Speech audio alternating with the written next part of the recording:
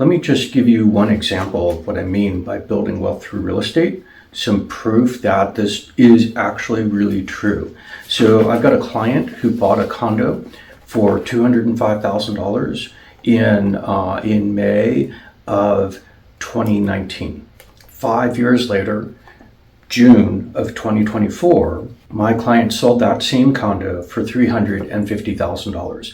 So it's a gain of $145,000. Now, that's actually a 59% gain on the condo. Now, that 59% is from the purchase price, right? So if he'd actually taken out a mortgage and had put, say, 10% down, put down $20,500, his $145,000 gain, that would have been 7 times, that would have been 700%. Now, this gain did take place over a 5-year period of time, worked out to 11.7% per year. That was my client's gain on this one condo. I can go through all of my clients and I can point to you the same kinds of issues.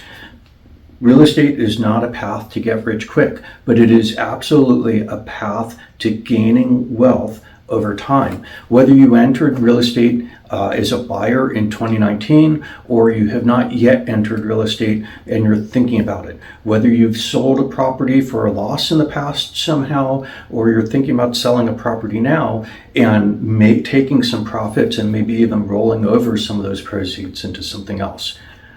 Real estate builds wealth. There's just no two ways around it. If you have interest in building your wealth, if you have interest in real estate, please reach out. I'd love to be able to talk with you. I'd love to be able to help you and get these kinds of returns for you, right? Again, if you put down $20,000 and you sold a property for $145,000 gain 5 years later, it's over 700% return. That's over 100% per year you'd be making on your money. You're not doing that in stocks, realistically, unless you happen to be incredibly lucky and you're not going to be able to duplicate that across any of your other portfolio holdings because most stocks don't grow that way. And when they do, it's usually a blip higher. You have to get out at exactly the right time. And if you don't, then you're going to be giving back all of those gains. That's not how real estate works. You're not doing it in betting syndicates. You're not doing it at the racetrack. You know, maybe if you have amazing timing, you could do it in crypto, but that's a pure gamble, right? There's nothing else that's going to return gains to you like that, like real estate does. The return profile is superior to anywhere else you can be investing your money. And if it's your primary residence, you get to live in it at the same time. That's very nice. You can't do that in a Bitcoin. So, all right, let's go ahead and turn our attention to what happened in Las Vegas real estate in July of 2024. Now, this is the market update for single family resale homes here in the Valley. All right, interesting news, actually. This was kind of momentous for us. In July, the median sale price went to $480,000. Now, we'd been talking about that magical $480,000 number for a while. Why? Because that's the peak that we had gotten to in May of 2022. Well, we've now gotten back to that exact same number in July, so approximately 2 years later, July of 2024. We've recovered all of the losses that we had from the market correction that resulted from the Fed deciding to increase interest rates dramatically. And we're going to talk about that more near the end of the video because there's some really interesting and important information that I want you to have associated with that. But prices, $480,000. That is the absolute highest dollar figure for any house median. For any month, for median sale price here in the Las Vegas Valley. Highest that we've seen. Now, some of you may say, but Justin, there's been inflation. I've not corrected the May 2022 number for inflation. I don't have that exact number in front of me, but if we inflate that number, it's going to look something like $485,000. So we're slightly below on an inflation adjusted basis, a couple $1,000s. But when we look at interest rates, we're going to see something quite different. Actually, the monthly payment's higher. So don't fixate right now on inflation adjusted numbers. The thing to know is the headline number, $480,000 for July of 2024. All right. How does that compare to the prior month? We were at 470 in June of 2024, so we're up 2.1%. From June through July, we are up from 447,500 or 7.3% year over year. So last July of 2023 through July of 2024. Now, the second half of last year, we saw some price decline months. So actually, we started 2024 a little bit lower. So we are up 9.8% through January through the end of July for 2024. So we're up almost 10% this year so far. We're just over halfway through. This tracks with the forecast that I had made in November that we could be seeing price appreciation of up to 20% on single family homes at the median during 2024. Now, my forecast was predicated on interest rates coming down somewhat substantially throughout the course of the year. We've not seen interest rates come down until this past month, and they've not come down dramatically. So we saw something about 6.8% on 30-year fixed rate mortgage interest rates in July. That is down some. We've been at just about exactly 7% from January through June. So anyhow, hold that in your mind, right? We're doing quite well in terms of seeing appreciation. Again, from January 1st through July 31st, we're up almost 10%. We're up 9.8%. Okay, so what about price per foot? Price per foot's interesting as well because we're getting both confirmation and divergence here. We ended July at $260 per foot. That was up $1 per foot from June, $259. We're up 0.4%. So that increase is actually only 20% of the size of the increase that we saw at the median. So the price per foot increased less. Also, we're up 7.0% from the 243 from a year ago, from July of 2023.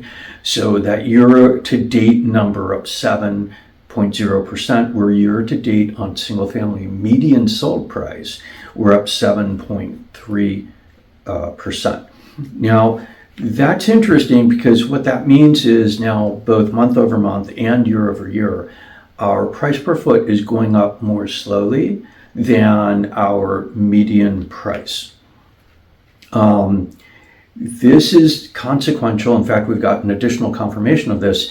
We're at the highest median sold price at $480, but we've actually got 3 months, May, June, and July of 2022 that had higher dollar figures on a per foot basis. What that means is we've actually got slower transaction activity and more pricing pressure on the upper end of the market than on the lower end of the market.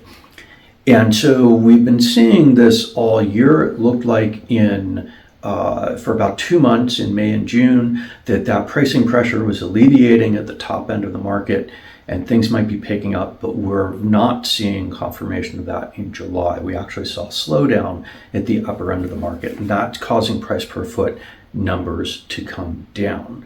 Now, I don't think this is highly consequential, but it's something to note, especially if the activity that you would be engaged in, your particular property you want to sell or the type of property you'd like to buy is above median, above that $480,000 number. There's some slowness in the market. Now, I want to point out one other thing. Some research I was doing for the mid-year market analysis, and that is where we saw at the end of June, $470,000 for the median sale price. We saw a median list price for the end of June at $574,900. So $104,900 more, almost $105,000 more on the median list relative to the median sale. Now, it's not because there's a lot of high-end properties that are listed. Rather, it's because there's a lot of mispricing in the market. A lot of sellers are going to market with very high inappropriate numbers. Houses are listing at appropriate numbers. They're selling just fine. Other people may be accumulating long days on market, long weeks, long months on market because they may be mispriced. And at the median, sellers right now are mispriced in this market. So we did, again, on the median sold price, we came up to 480. Median list price has gone up a little bit, but anyhow, it's a little over $100,000 higher than what the transactions are actually taking place at. Now, that does not mean people are cutting prices by $100,000 to get their homes sold. That would be a complete misread. It means that there are some sellers out there and some listing agents who just don't understand what's going on in the market, and they're mispricing their properties. Okay. So that's the pricing information. Very interesting, but of course we want to know more about the market internals. And so that's looking at demand measures and looking at supply measures. And so every month I look at sold, number of units sold, as well as number of units that have gone into contract. So buyer and seller have agreed, signed a contract, but it's not yet closed. Those are our two demand measures. And so let's turn our attention to those and look at those now. In July of 2024, 1,956 single-family resale homes closed, they sold in the Las Vegas Valley. Okay, so that's important information. That's up 5.2% from the 1,859 that had sold in June. So that's good. That reverses a decline that we had actually seen from May to June, where number of sales went down, which was fairly unusual for 2024, but we've reversed that. So we've come back up. So that's good news. Now, we are also up 4.4%, or 4.6% rather, from the 1,870 that sold in July of 2023. So that's nice to know. It's a little bit faster than things were last year.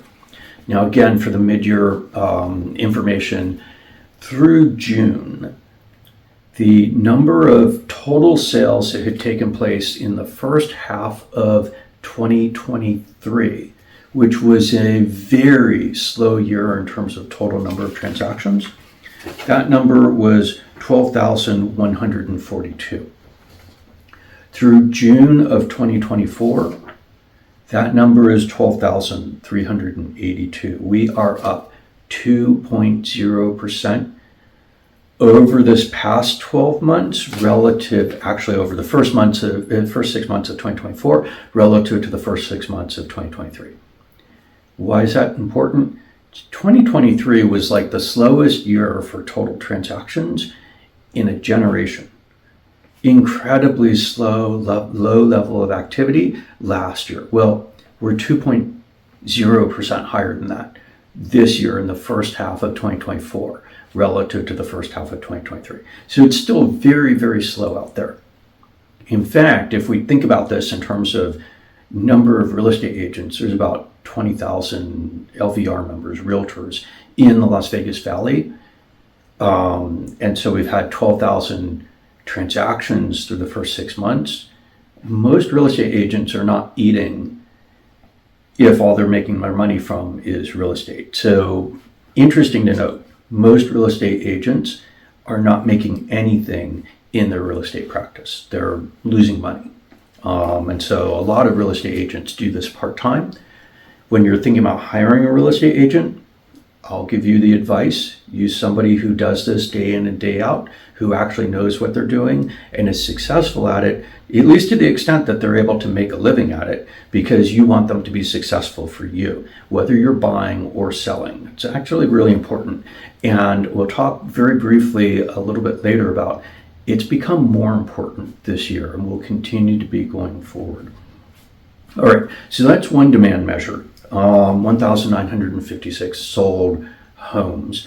Now, the pending measure, contracts written, not yet closed, 1,916 in July. That is, it's up 2.6% relative to the 1,868 that we saw go pending, go into contract in June. We're actually up 8.7% from where we were last year at the end of July, 1,762. But again, remember last year, historically slow activity, historically low demand, right? Because these activity measures, sold and pending contracts, they're demand measures.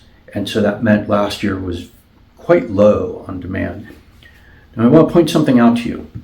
While we're up on pending, this is only the second time in 2024 where the pending number, 1,916, is below the sold number. Not a lot, but down 40 from sold, 1,956. That implies that the August sales numbers may come down a little bit. So we may see a little bit of a skew here where we end up with decreasing transaction volume, decreasing demand in August. We'll see. We don't know that yet, right? We've not reached the end of August. We do not have those numbers. But for July, that's kind of the indication that we've got here. On that pending number, kind of interestingly, there were only 3 months in all of 2023 that had higher pending numbers than the 1,916 that we saw in July. So it's an okay number, but it's really low. It just happens to be a little bit better than what we were seeing last year. Okay, so that's the demand side of the equation. We have demand, clearly, and that demand is pushing prices higher. Obviously, we're up 9.8% year to date on prices, on median sold price. But what does the supply number look like? Well, here we continue to have really big problems. 4,570 single-family homes listed for sale at the end of July of 2024. It's up. It's up 1.1% from the 4,518. So we're up 52 homes for sale between June and July. So maybe you want to call that flat. Totally fine. But it's not growing inventory, and we have too little inventory. The things that are keeping transactions low, 1, high interest rates, and 2, low inventory. So fewer people can afford to buy properties when the interest rates are higher. Again, we'll talk a little more about that in just a couple minutes. But also the people who want to buy property, if there's nothing for sale or very little for sale, maybe the thing that people want to buy is not there. And so they're not actually enabled to take advantage of the ability to afford, and they have to continue to wait for something to materialize in the market, something that looks like what they want. And while you may say, well, 4,570, if I'm a seller, I've only got one house to sell, there's a lot of competition out there. Okay, great. But if we start dividing this across the quadrants of the valley, northeast, northwest, southeast, southwest, well, maybe those houses are equally divided and we've got 1,100 in each of the quadrants. In reality, they're not. So the southwest part of the valley, for example, has lower inventory than the southeast part of the valley. And so if you're looking to live in the southwest and buy a house, you've got maybe about 1,000 houses. You don't have 1,100 or 1,200 houses to look at. If you want to buy a 5-bedroom home, well, research I was just doing for a client yesterday, there were 59 5-bedroom homes in the southwest part of the valley. Well, that's pretty narrow, right? And they're probably not all distributed into the specific neighborhoods that you might want to be in, and they may not be at prices that you want to pay. And some of them may be quite old, and some of them may be fairly new. So when we have inventory that's this low, when we start subdividing it to what an actual buyer may actually want to buy, the choice set becomes really small. And so if you're looking for a specific property and there's only 10 of them, and there's 20 other people looking for that same property, prices go up. The properties may transact quickly if it's in good shape and properly priced. And the 10 may not actually have exactly what you're looking for, and you might decide to wait for another month or 2 months or a year or what have you to get something that's actually more what it is you're looking for. So low inventory is a problem. So we're down 2.9% on inventory from where we were last year at the end of July. Kind of interesting. Now, new listings, we are up. We're up 2,852 newly listed resale single-family homes in July relative to the 2,729, or 4.5% higher than what we saw in June of 2024. So that's good. It's encouraging news, but remember, it only was able to keep our total inventory approximately flat, up 1.1%. We are up significantly from the discouraging numbers of last year. We're up 25.1% from the 2284 that we saw come into the market in July of last year. Now, let me just, looking forward for a moment, tell you, generally speaking, the market in Las Vegas slows a little bit in July and August. And so August, we may see inventory numbers come back down a little bit. There's something else weighing on the market, though, this year. And that is, we've started to see some cracking, if you will, in the interest rate environment. We've been approximately 7.0% from January 1st through almost the end of July. The July employment number, when it came out in the first Friday in August, scared a number of people. There was a significant overreaction in a few different places, certainly in the media, in the stock market. There was a one-day significant drop in the value of the equities markets. We also saw that in the bond market. And so we saw mortgage rates come down significantly, but they've kind of crept back up. So the reality is the Fed is going to make its decision about what it's going to do with interest rates, and that will significantly influence the mortgage interest rate environment. The news reactions and the hypersensitivity that a lot of people have to what's going on in the news, that's not really indicative of something significantly changing in the mortgage-backed securities market, the mortgage bond market. So anyhow, we've come down, and here we are as I'm recording this in the middle of August. The data, by the way, were all pulled on the 7th of August.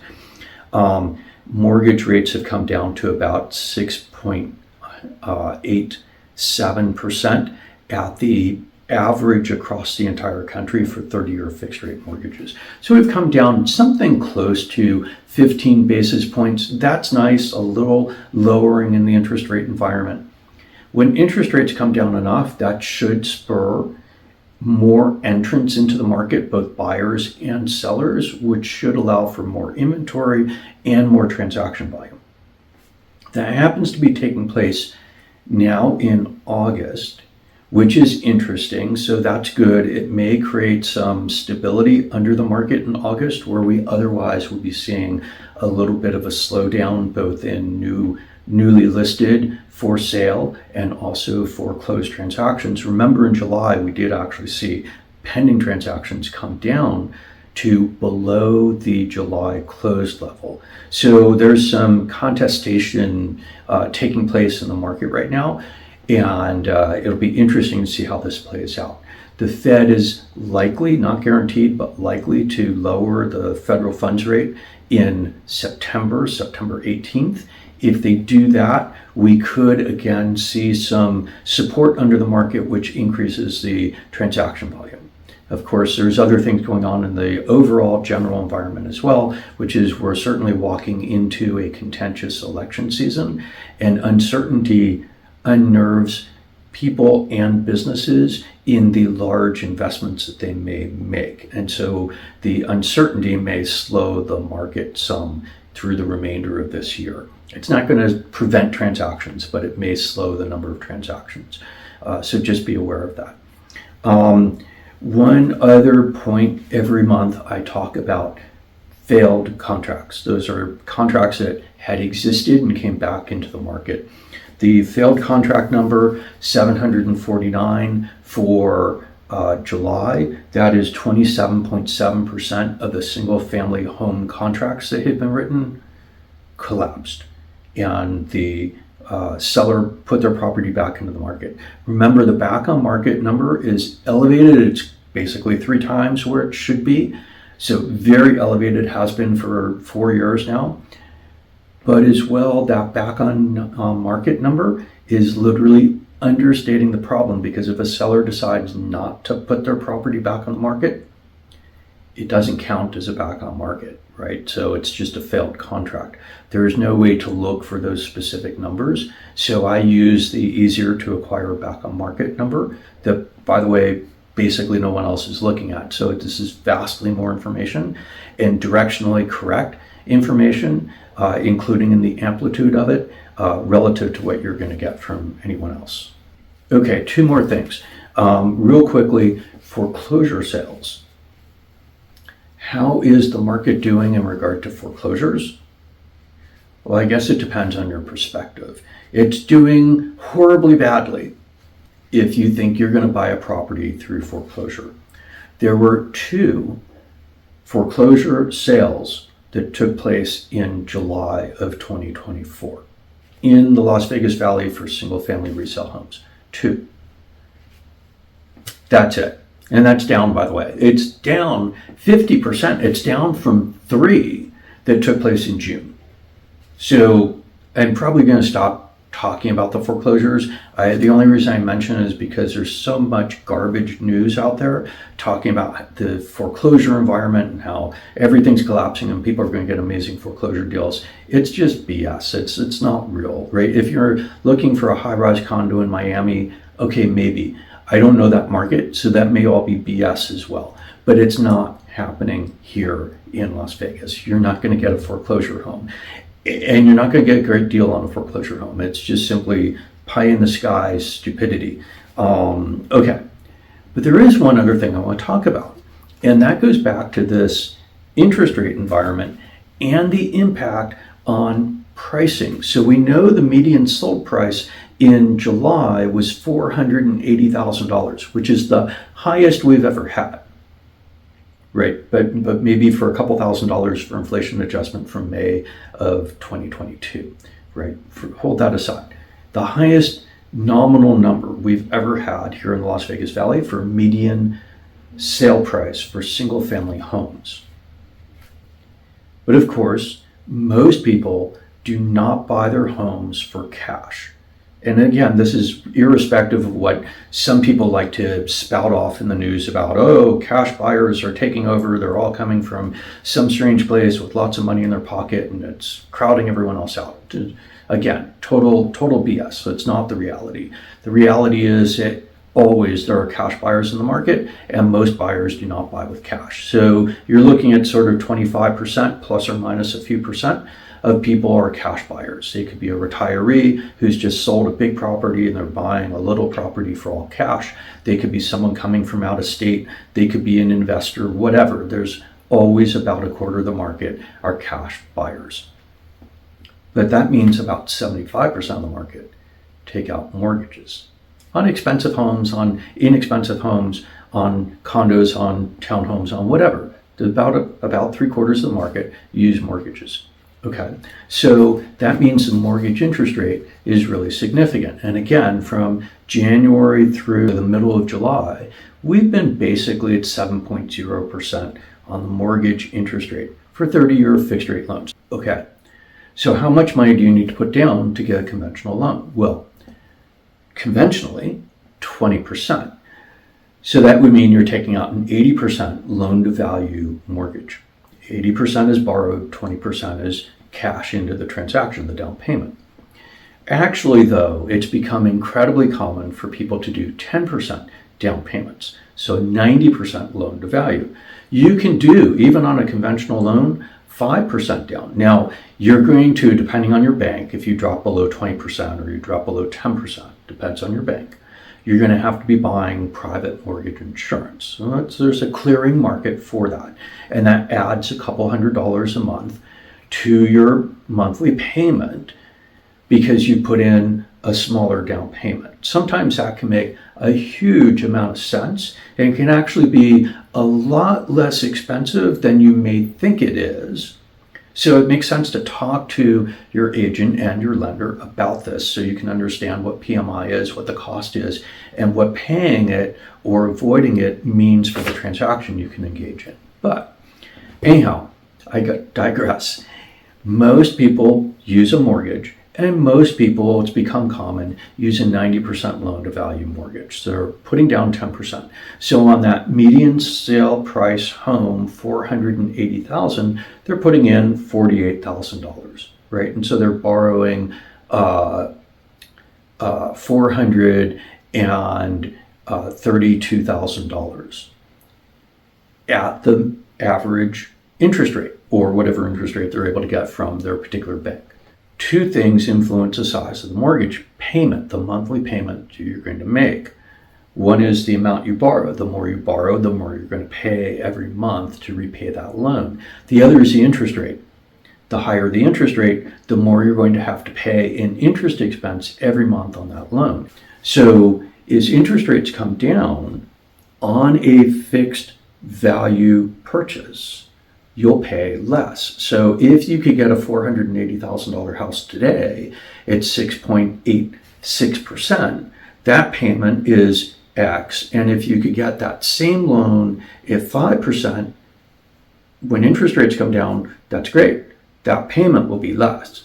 The question is, will you be able to get a house for that same amount of money?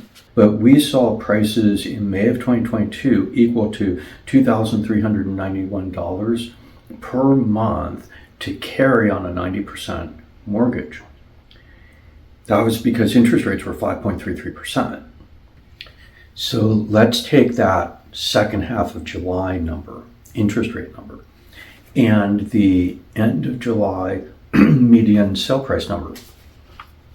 $480,000 on a 90% loan to value loan at 6.83%.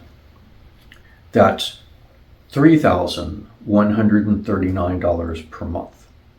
So where when prices were falling, we were actually seeing monthly payments holding stable.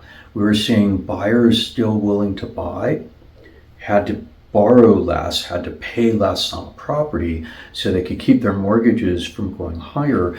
But this year, 2024, we've seen prices go significantly higher. And what that's suggesting actually is that more buyers are appearing with more money or more willingness to spend more money on their house than what they had been before, because they're competing on very low inventory. And so they're having to put more money into the transaction, either with a monthly payment or possibly with a bigger down payment.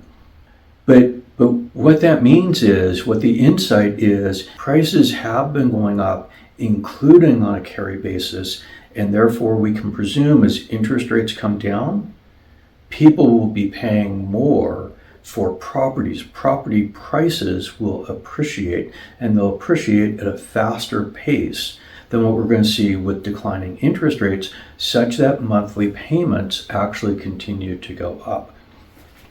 Now, this is bad news for people who are super concerned all the time about affordability, or who want to look at and get upset about affordability numbers. The reality about affordability is there are ways to afford homes. And if you're a first-time home buyer, maybe you start with a smaller home or an older home. Maybe you have a roommate who helps you buy a place. And by the way, these are not new techniques to buy houses because they become so unaffordable. Historically, we've seen this. People do things to make housing more affordable for themselves. Why? Because buying a home is the most certain way to building wealth. It makes sense to actually buy property. And one would think, well, if I was Justin's client in 2019 and I bought that condo at 205 and sold it at 350 in 2024, I would have made a lot of money. Well, you would have. My client did. You were not that person, unless you happen to be that client who's watching this video. So you missed out on that transaction. Maybe you got in on some other transaction. Maybe you had a different real estate agent help you with some different transaction. If you haven't done a transaction yet, the median price on a condo, I'll do that video soon on the market update, is about $253,000. So a little bit higher than what my client got into his condo in 2019. Putting down 10%, putting down $25,000, that's very doable, right? It's still very doable to participate in the real estate market. So you shouldn't be scared of that. Now, will future returns look like they did in the past? On a day-by-day basis? Probably not. Over time? Definitely. And by the way, there's too few houses here in the Las Vegas Valley. Now, there's a lot more condos than there used to be. You can look around and see lots of condos being built. But it doesn't matter. We still have a shortage of properties here in the valley, not just a shortage of listed properties. We have too few properties here in the valley, and we have buyers who are willing to buy. So keep that in mind. Okay, so that is the single family residential market update for resale homes in Las Vegas Valley for August of 2024, where we looked at the July information. I do these market updates monthly. I also do a companion one for condos and townhomes. Please keep an eye open for that. And I will see you in the next video. Remember, if you have comments, please put them there in the comment section. If you have questions you want to reach out to me personally, please do so. I'd be happy to help you. And I look forward to seeing you in the next video.